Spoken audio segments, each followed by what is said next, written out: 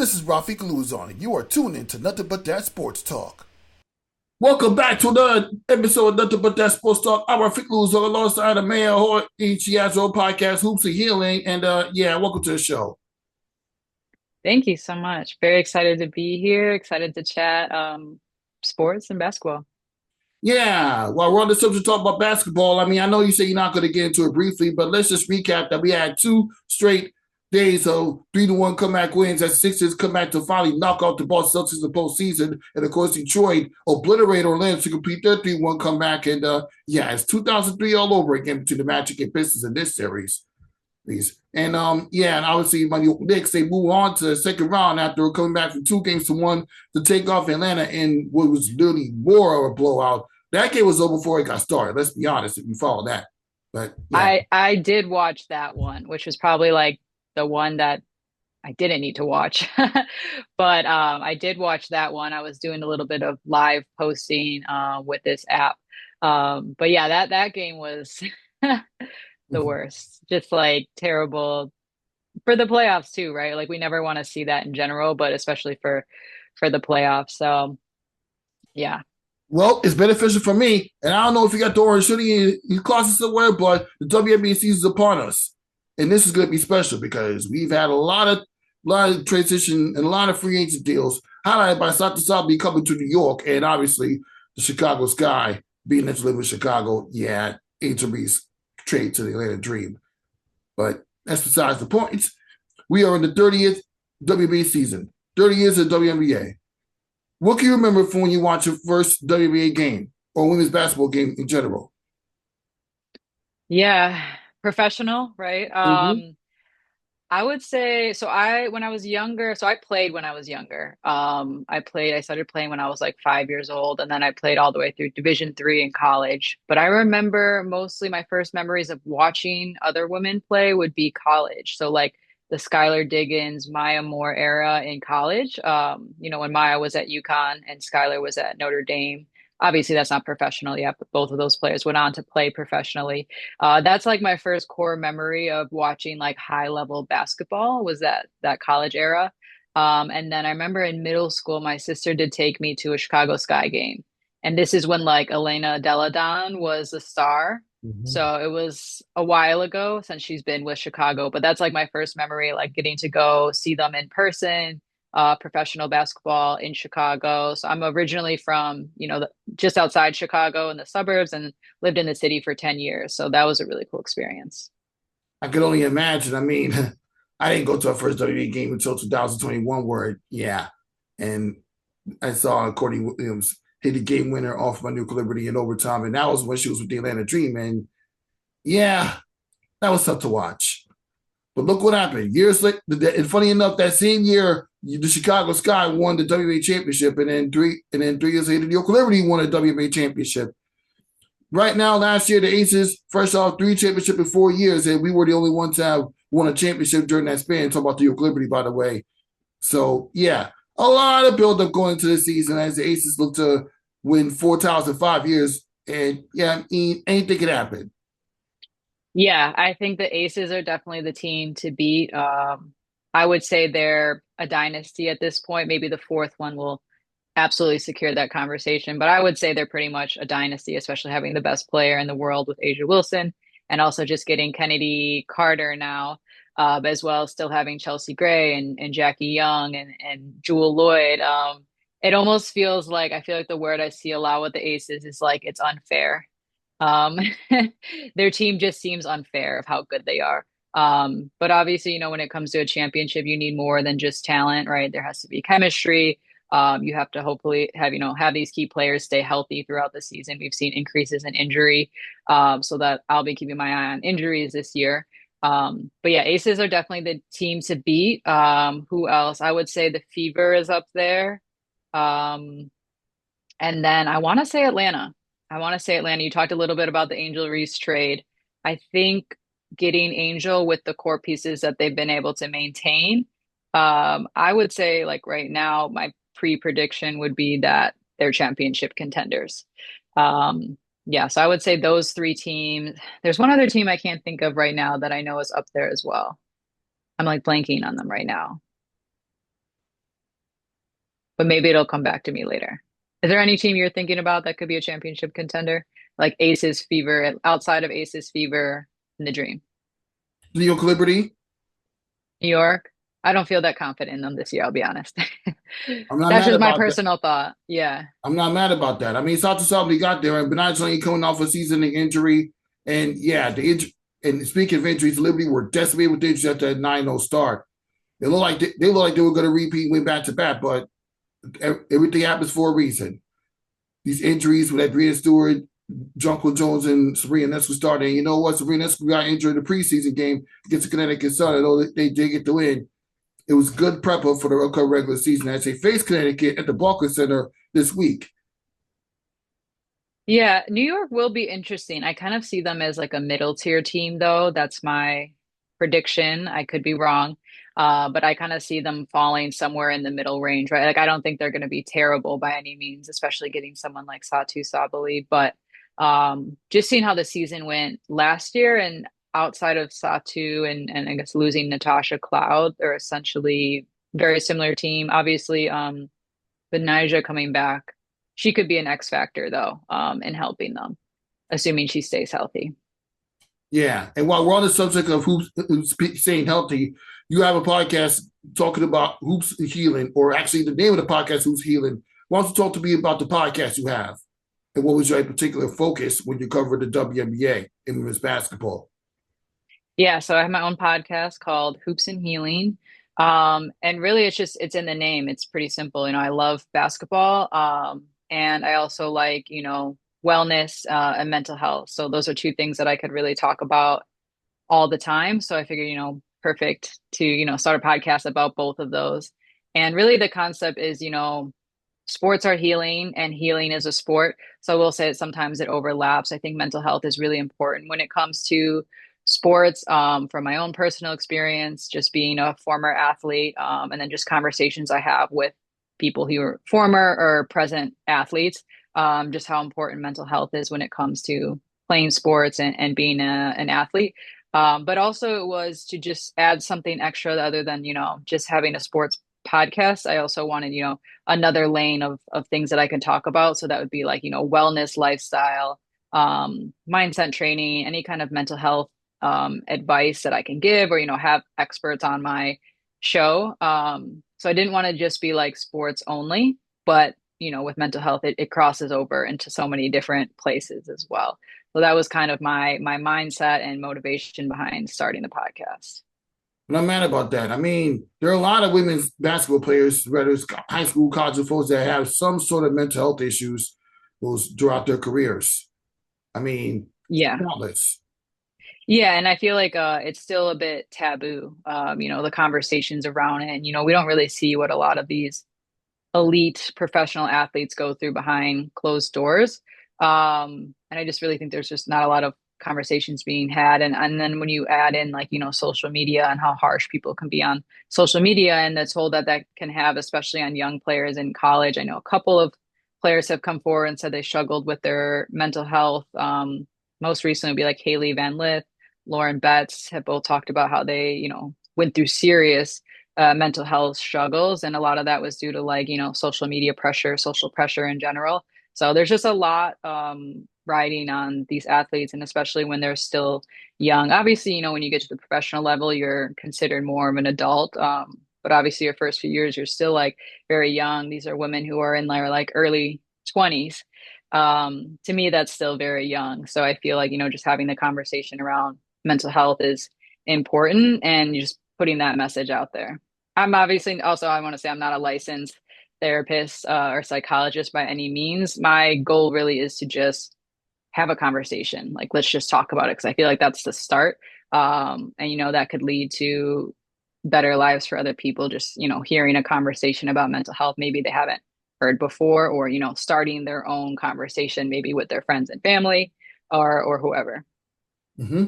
Yeah, I mean, those things are important. I mean, look at Liz Cambage way back when she was playing. She had some sort of mental health support well, obviously, if you watch the WNBA that time, you probably know all the stuff she's done or been through. I mean, look at that. And then also Skylar Diggins, when she was Skylar Diggins Smith before the divorce, she had some kind of mental health, and she even got pregnant at one point during the season. He said, "Oh yeah, we can't forget about Asia Wilson. Before she had her WNBA career, she struggled with dyslexia."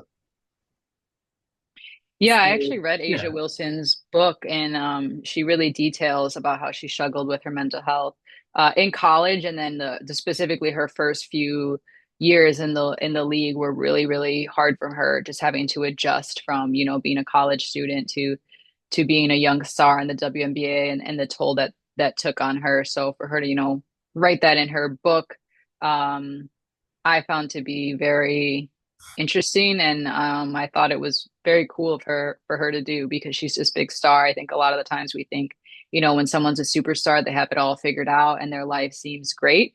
So I think when they're honest, about their struggles, it's really helpful for their fans or for anyone watching or listening. And yeah, Skylar Diggins has definitely gone through a lot, especially being an older player in the league now. We know that, women's professional basketball players were treated much differently, 5, 10 years ago, even so. So I know that she's been through a lot. And, when their personal lives are in the public, that's also very difficult to deal with. I imagine I wouldn't know personally, but I imagine that it would be very difficult when their personal lives and their professional lives are crisscrossing so much. and it can take a toll on your career, and it forces you to actually fall back from playing basketball for a while, or you may Yeah, never play ever again. yeah, definitely, burning out. We all have some experience with burnout. And yeah, I can imagine, people take mental health breaks, or, sit out certain games while they, try to figure things out. So yeah, absolutely. Yeah, definitely. And why was it important for? Why are you so invested in women's basketball throughout your time, as a player or as a podcast host, and even as a writer? Because recently you became a contributor to Short Sweet Entertainment, which was started by Shantae Harless. Shout out to her. Shout out to you for that Yes. article. That was a nice piece you did on the 30-year anniversary of the WNBA. We need more people like that. Thank you. Yeah. Shout out to Short and Sweet. Shout out to Tay. Yeah, that was a really cool collaboration. We had just started following each other. I don't even know when we started following each other, but we connected on social media, and I just really liked her work and she liked my work. So it was really cool for that to work out because I am trying to get more experience, as a media correspondent, right? So writing, live coverage, all of that. So I feel like, the brand that she's built has been really impressive and really cool. But your original question, well, why basketball? Why women's basketball? Basketball really was my first love. So I started playing at 5 years old. And I remember my mom signed me up for YMCA League. I was the only girl, and I was like so terrible. I just started playing. And then also, when you're the only girl, it's like you're already kind of ostracized. But because I had started playing so much earlier than all the other girls, by the time that, they do separate you by gender, and then it's girls play with girls, boys play with boys, etc. I was already playing for multiple years, so I was like way better than everyone else. And I was always kind of like the star player in my hometown all the way through, high school. So I just love the game, and I just can't really remember life before, basketball was a huge part of my life. I just love the feeling of playing and working towards a common goal with teammates, and the connection that sports build. I feel like, with basketball and sports in general, like it's really connection, right? It's connection whether you're a player or you're a fan, like you're going to games, you're connecting with other people who love the sport. So I think that's really what, basketball means to me at its core is connection. And I just wanted to be more connected to the game. Obviously, I don't play anymore. I stopped playing after college. And I wanted to just get back to feeling more connected to the game. So that's where the podcast came from. That's where my creating content came from. And yeah, hopefully many more things happen outside of that as well. Yeah, I pray for you. I mean, you just have to continue working hard at your game. I mean, working hard trying to capture some content. I mean, the opportunities are just Exactly. endless. The sky's the limit. And yeah, you mentioned you played Division 3. What college you played for? It's called North Central College. It's like a little private school in Naperville, Illinois. So Mm. yeah, I'm from the suburbs of Illinois. I'm from Des Plaines. So Naperville is like, I think 30, 40 minutes away, but Naperville is actually Candace Parker's hometown. So that's kind of cool. Wow. So you She, can't she, fuck. So you and Can't Spot got something in common. Now she well, and oh yeah, A and little, like literally, that's it. I would say, yeah, she's from Naperville, Illinois. That's where she went to high school, Naperville High School. And yeah, I went to college in Naperville and played. So yeah, that is the one thing we have in common. She's older than me and obviously a much better player, but yeah, that's a cool fact. Another, I would say, cooler fact, I actually played against Jewel Lloyd in high school. So we're the same age. ooh, Yeah, it was not fun. We're the same I can only age. imagine. I can only imagine. Jewel Lloyd's a three-time champion. Yeah, three-time champion because she was one Olymp of the aces. Olympic gold So, medalist as well. yeah, I know Yeah. it's not fun playing against eventual WA stars, but while we're on that subject, why don't you talk about the whole experience of actually competing against Jewel Lloyd prior to her WA career? Yeah, so we were we're the exact same age, like school year wise. And she was always like people knew she was very, very good. So I would see her around a lot, just for like, summer league games and then also for AAU tournaments. We didn't play for the same AAU team, but we played for competing one. So I remember always seeing her around and she was always just known to be like the best player, very great. And then there was one year in high school where we lived in neighboring suburbs. So we were actually scheduled to play against each other. And that game was like the longest basketball game of my life. I always joke that I swear the clock was like going backwards because I like just needed that game to be over. She was just that good, and it was like guarding her was like impossible. And we didn't do a good job either because she scored 50 points. Oh, So she switched yeah, on your team. Oh my God. yeah, like 5-0. And it's funny because like at the time we weren't really thinking like this is a future professional player. This is a future Olympian. We just like, oh, she's really good. And like we didn't really want to play her. But like looking back, knowing like now, like, all the championships and the gold medals she's won, I was like, that checks out. I can speak from experience that that checks out. Because sometimes like you think you're good at a certain level when you're younger, and then you just don't realize like what the actual like WNBA level means. And I also know like I spoke to someone who played against Candace Parker as well in high school, and she thought she was like gonna go pro, and then she saw Candace play, and she said her dreams of going professional were like done after she's after she played against Candace. She was like, "Oh, I'm good, but I'm nowhere near that level of good." So, Well, you could. it puts things into perspective when you play people like that. Yeah. Well, you know what? Maybe you should start covering the aces. Maybe you should start covering the aces, and you could probably remind Jewel Lloyd who you are because you competed against her one time. You competed against her. That is something else. I mean, you're not the first person I interviewed that could say they competed against a WNBA player. I mean, I remember way back I interviewed this lady named Maddie Hoops who competed against somebody that was drafted in 2023 WNBA draft. The year I covered it. Then when she told me that story, she said something about how she outscored her in high school, but she's the one playing the league. But yeah, Yeah. I'm like, how you let that happen? How you let her make it to the game? You the one that Excuse me. outscored her in high school, really? Yeah. Yeah. I mean, it could be flipped as well, but yeah, that it just it really puts things into perspective. Once you actually play people who are like good enough to go professional. Yeah. Mm-hmm. Yeah, somebody got drafted to the Minnesota Lynx in 2023. She competed against her. When she told me that story, I was like, wow, there's a lot of passion going on in basketball. Yeah, The fact that you had to get a absolutely. taste of the eventual WA stars is something that you got to hold on to in your life. You just have to. Yeah, it's a cool story. I would, like, if I ever cross paths with Jewel, I would ask her if she remembered, but I wouldn't bet on it that she would. But I would ask her. I would tell her. Well, when you go to Chicago Sky game, they play against the Aces. You can get an autograph for her and let her know who you are. She'll remember you, I'm sure. Maybe. We'll see. I think it's like a 50-50 chance. Now, when you cover the WNBA the way you about doing it, I mean, you got a podcast focused on hoopsy healing.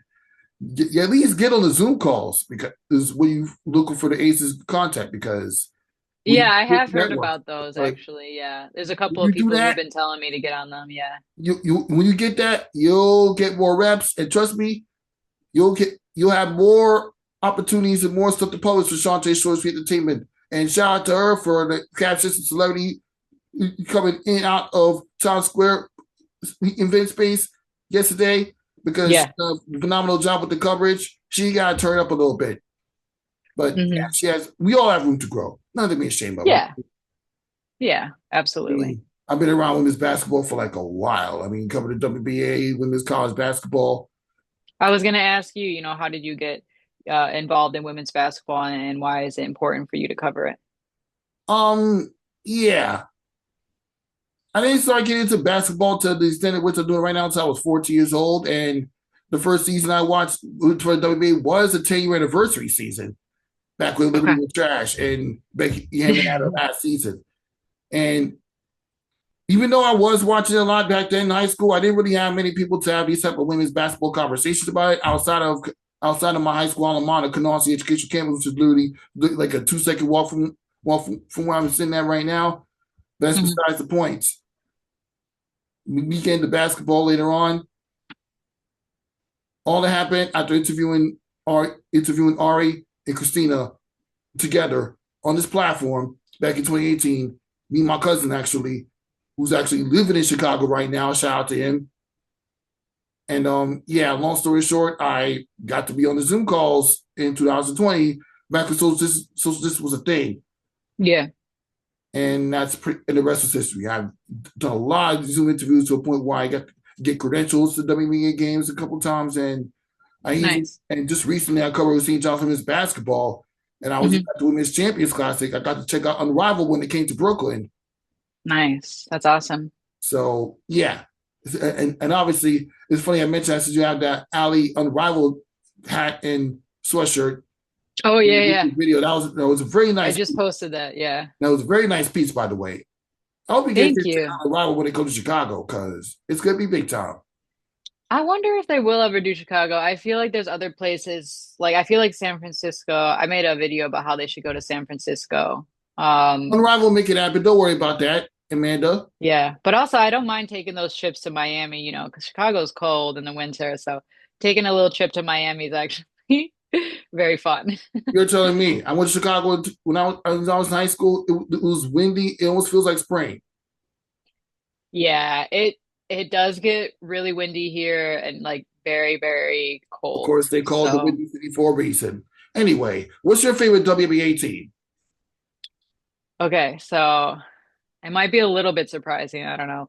But I know I'm based in Chicago, so it should be the Sky, but I'm actually an Atlanta Dream fan. I was rooting for them last year. I really like Alicia Gray, Ryan Howard, Bree Jones, Jordan Canada. I really like that team they had going, and I was like really confident that they were going to win. Obviously, that didn't happen. But I'm now that they got Angel Reese. So Angel is my favorite basketball player ever, like men's, women. Angel Reese. So now that she's in Atlanta, I'm like, okay, that's secure that I'm like definitely Atlanta Dream fan, 100%. So I'm rooting for them this year, and I'm already going to a game at the end of May, so I'm excited. I got to go Atlanta Dream. Yeah, I ain't mad about that. New York Liberty all the way. Yeah, because you're in New York, right? Yeah, I'm born and raised. Yeah. Now we get to the nugget of it.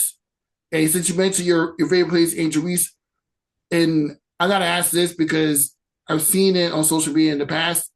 What do you think Angel Reese's ceiling is as the top 10 player in the WNBA? I think it's very possible. I think she's on track to become like a legendary WNBA player.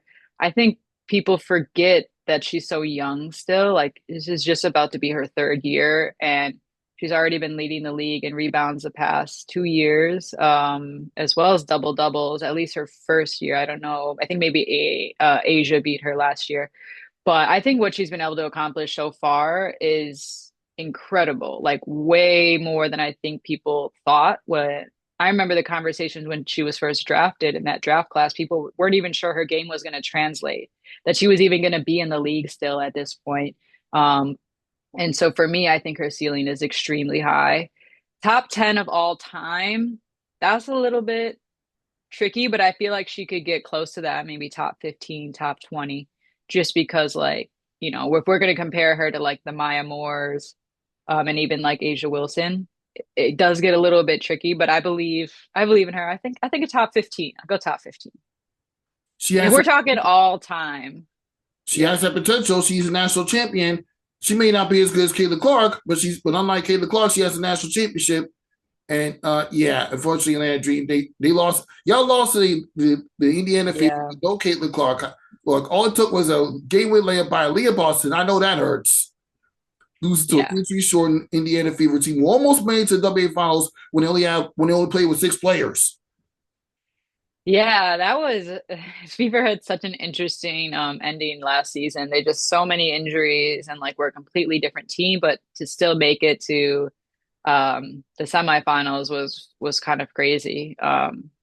But I do think, again, if everyone stays healthy, the Fever are also championship contenders this year with Boston and Clark. And I would even see getting Monique Billings. I think that was a really good move for them. Why one thing I am concerned about is outside of Aaliyah Boston, they're pretty small. Because I know the preseason game where Aaliyah wasn't playing, they look really, really small, like too small to win a championship. But when you have Boston in there, then I'm like, okay, now they have it. But outside of Boston, they're like pretty small. So that's my one concern for Fever. That and injuries. Yeah, the injuries of Bucks hurt you big time, and you of all people should know, as a team that actually defeat both franchises to get to the finals, let alone win the championship in 2024. You're going to need more than just Aaliyah Boston, Austin Sims, who obviously not with the team anymore, and Kelsey Mitchell to defeat the Las Vegas Aces. Yeah. It took 2 tries that watch Courtney Williams barely lose, cost us game 4. Hmm. Yeah, Take it from me. absolutely. In order to take out the Aces after they take you out of the playoffs, you're going to need a lot of depth, stay healthy, grit, hard notch defense on Asia Wilson and the rest of her players. Hmm. I know they don't have Kelsey Plum anymore, but they do have Jewel Lloyd. And Yeah. yeah, Chelsea Gray. Yeah. it's going to take a lot of work to defeat the Aces. Oh, yeah. 100%. Like they're, yeah, probably going in with the most percentage points to win, at least right now, before, we start collecting data from the regular season. But yeah, it's really like you said, the last 4 years, it's like who could beat the Aces game. Money Liberty did. Yes, they did. They were. And I was actually at that game and it was such an amazing experience to Game. be there. Yeah, but I visited New York a couple of times that year just to go see the Liberty. So I'm a big Ellie the Elephant fan. So like I will actually go to Liberty games to see Ellie, to see Ellie the Elephant. I like Only good the Elephant basketball. is entertaining. And funny enough, her birthday Yeah. is really close to mine. Ellie's, when is it? We'll get more to that off the air. Okay. Okay. Yeah. Yeah. There's no need to give away your personal information. That's smart. But yeah, I like literally have gone to Liberty games just to see Ellie and I've gotten pictures with her and gotten to hug her and I'll watch, obviously, like like watching good basketball. So like I'm there to see the game too. But if I'm being completely honest, is to see Ellie. Ellie the mascot is entertaining. And I should know. Yeah. I've seen her live before. Yeah. Anyway, on to another topic. Well, we're on the subject of Liberty. Do you think the Liberty can redeem himself and have a deep run in the postseason after getting taken out by the Mercury last year? We talked about this a little bit. I think they'll make the playoffs, but I think they'll get kicked out early. So a deep run, my answer would be no. But I do think they'll be in the play. I'm sorry. I'm just thinking, yeah. Well, one, I'm not a Liberty fan. And then two, I'm just trying to think like basketball strategy. If I put my like basketball hat on, my analyst hat or what have you. I And I could be wrong. So if they prove me wrong, I'll definitely admit that. But I really think they're going to be middle tier this year. Like they're not going to be bad, but they're not going to be great. Like I don't see them consistently beating the Aces. I see them struggling against Atlanta. I see them struggling against Fever. That's just what my, gut is telling me. Gut plus a little bit of analysis. Okay, that's fine. I mean, just it's a standard version of what you just said earlier. All right, now we get to some of the other news that happened during the offseason. Obviously, this is the last season for the Connecticut Sun before they move to Yeah. Houston. I mean, I'm mid about this. Bye bye, Connecticut Sun. We're going to miss you. You've done everything you could. 4 finals appearances, no championships. Yeah, I mean, Yeah, just John. Well, you did make the semifinals a couple times under John Control's up, but after Dewana Bonner or Alyssa Thomas left, you haven't been good. You've been non-existent, and now you're going to be going to this season in a rebuilding mode, pretty much getting ready for the move to Houston to bring back the franchise that literally started everything we know about winning basketball in WNBA. We're talking about the Houston Comets. I want to get your opinion on that. I know you probably weren't around when the Comets were tearing it up back in the day, but I want to get your thoughts on it. but I was like very like a couple years old. I was like a toddler, but I was around.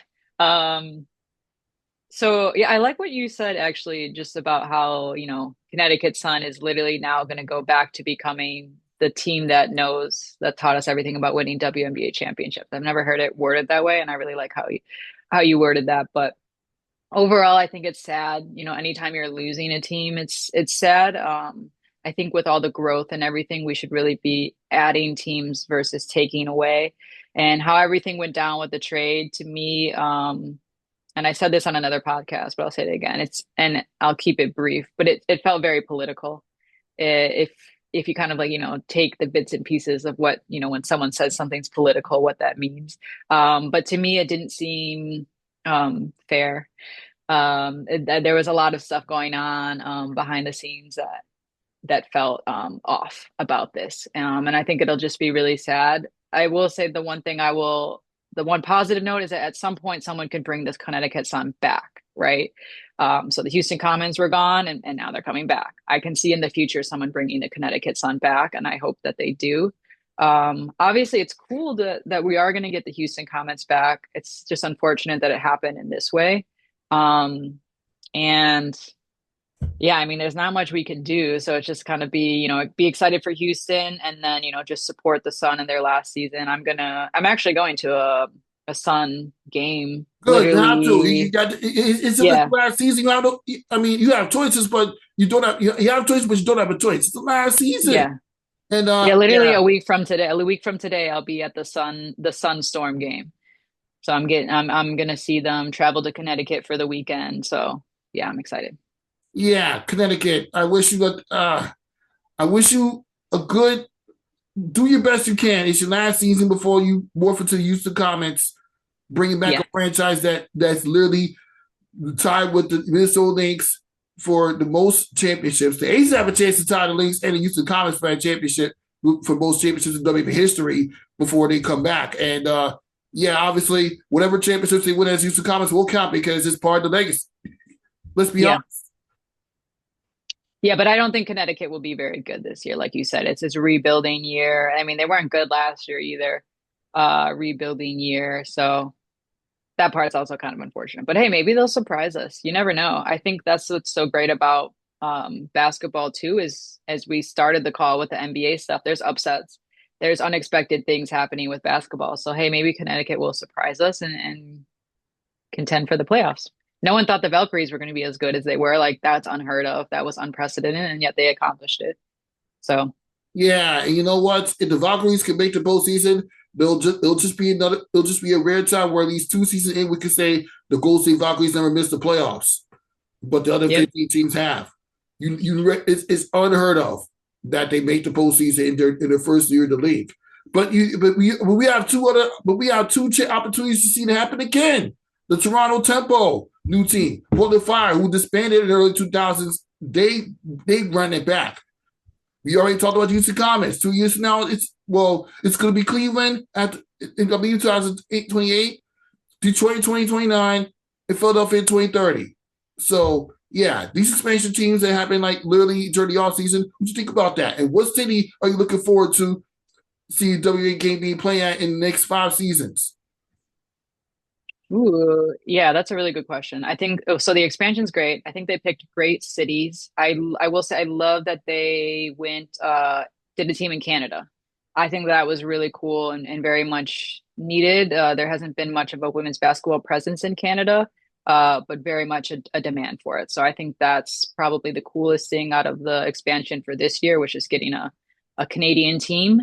And then yeah, Portland Fire, also a vintage team coming back is cool. We know Toronto Tempo is brand new. Um, and then for the other teams, let's see, Philly, Cleveland. I would say Detroit Shock. I would say they're another iconic vintage team that I'm most excited for. And then also it's only 4 hours from Chicago, so I could totally drive to Detroit for some games. So I would say Detroit Shock would be a cool one. Yeah, for me, Toronto Temple by accident. I mean, I have family down there, and I've been in Toronto. I loved that city when I was younger, so Toronto would be more intriguing for me. And obviously, I know I have to wait till 2030, but Philadelphia. You're talking about there. Yeah. I mean, Jesus Christ, why not go? We guys can't wait to jump on the next trade in Philadelphia when they finally play. That's gonna be big time. Yeah, that's close to New York. I know I went to the Philly Unrivaled and it's close for people from New York to get to You're telling Philly. me, Shantae and Bianca went to Unrivaled too. When I went to it when it came to Brooklyn during spring break, and Nice. Unrivaled is crazy, fam, Yeah. crazy. The Hmm. 3-on-3 basketball. You would think it was a 5-on-5, but it's literally 3-on-3 basketball started by two high quality WNBA players. It's literally the WNBA, but its own independent league during the off season, giving players somewhere to play so they wouldn't have to go overseas. Yeah, I also really like that they went with the 3-on-3 format versus a 5-on-5. I feel like that was really smart and it also just kind of, is a different style of basketball for fans. So I thought that was really cool. And yeah, of course, being player owned, created by Brianna Stewart and Nafisa Collier. Was great. The players needed something like that. And honestly, I would say the WNBA needed the competition too, right? Like I know Fee and Stewie say that it's not in competition with the WNBA, and there's ways which I agree with that, but then there's also ways in which, I think it was built for a reason and that was to, wake the W up and say like, hey, we're worth this. And I think that Unrivaled did help with the CBA negotiations too, because they had some leverage. You know what I mean? Yeah, I feel like there's always a WNBA feel every time you go to 84 women's basketball games at places you always see. I mean, I already talked about my experience going to the Unrivaled Brooklyn. I literally just it's something so good, and obviously the Women's Champions Classic. That's another league you need to check out when it comes to December later this year. Iowa State's going to be playing that league. Going to be playing in that event later this year, December. But that's a conversation for off the year. That should be fun. Yeah, yeah, absolutely. Yeah. Okay, a lot could happen in the WNBA season. I mean, what WNBA finals matchup do you want to see before we wrap up this podcast? Ooh, finals matchup this year. Let's see. Well, I definitely got to see my Atlanta Dream. So Atlanta Dream for sure. I want to see in the finals. Who would I want to see them play? I kind of think of like best matchup or like easiest team for the Dream to beat. You know what I mean? I'll go best matchup, most exciting basketball. I would say Fever Aces. Fever Aces. Oh, Ooh, sorry, no, sorry. I meant Atlanta Aces. Yeah, Dream Aces, not Fever. Aces and if Dream. that happens, I'm sorry. In a 4 game series, you're going to get swept. Y'all not ready for the You Aces. think so? I don't know. I don't know. I feel like Do Atlanta, you recall Asa Wilson dropping 50 on the Atlanta Dream? Do I need to remind you about that? And do I that's in need the to remind you past. they That's have in the not gotten out the past. first round in a while? Yeah, but now she's got to go up against Angel. So, Yeah, that should be fun. I know one fun matchup I'd like to see. And you know what? I would like to see the Atlanta Dream take on the Equilibrium in the WA finals. ooh, that would actually be a good one too. I would like that. I actually am slightly worried about Atlanta's post players. It's like they have Angel, but that's it At since least we when know you that. had Brittany Griner, the post game was nice. The post game improved a lot. We had Brittany Griner, Yeah. but she's in Connecticut, which is transitioned to Houston, and I think Brittany Griner is from Yeah. Houston, if I can recall. Yeah, she But is. that, Yes. Someone so reminded me I of think that. Yeah. so. Yeah, that the move makes sense, but I anything can felt happen. better when I thought Bree Jones was going to be playing still, but I think she's out for almost either the whole season or most of the season. So now with Bree Jones gone, now I'm a little bit worried. Yeah. I don't want to see the Liberty another Aces Liberty matchup. I want to see the Land Dream and the Liberty again, just so we can stomp them again like we did in the past. So someone's got to take out the Aces then before the finals, which is exactly what happened and why Chicago. One of the reasons Chicago won in 2021 is because someone else beat the Aces so that Chicago didn't have to play them. Mm-hmm. It was the Phoenix Mercury when Brittany Griner Yeah, blocked Asa Wilson. I saw that. That was there you go. crazy. Yeah, Asa it Wilson was the Mercury. Yeah. crying in mommy when she got blocked by Brittany Griner. That man. I mean, Griner, yeah. I'm sure a lot I of mean, players would cry after getting and to be blocked by fair, Griner. Brittany Griner in the prime, even when she's not the way she used to, after that little situation happened with Russia, but we're not going to get into that. She's still proving that she can be a force. Yeah. Oh yeah. I know she's, getting a little bit older, but still very much a threat out there. I mean, 6'8", yeah. And don't even get me started on the fact that she can dunk. We only, I mean, you don't have to dunk in order to be a good player. But the guy does it all. She needs to dunk. Yeah. Oh yeah. Absolutely. And just the veteran presence too, like she's been in high pressure situations and you always want someone on your team like that during the high pressure situations where it matters most. So she's got the veteran experience, the veteran mindset. Mm-hmm. Yep, definitely the veteran mindset indeed. Now, that'll be nice talking to you, Amanda. Thank you for coming on the show. I can't wait to see what you do for Short Sweet Entertainment and Hoops to Healing podcast. Thank you. Thank you so much for having me. I had a lot of fun talking. All right. For our Fake Glue was on, Amanda Hoye. We'll see you next time.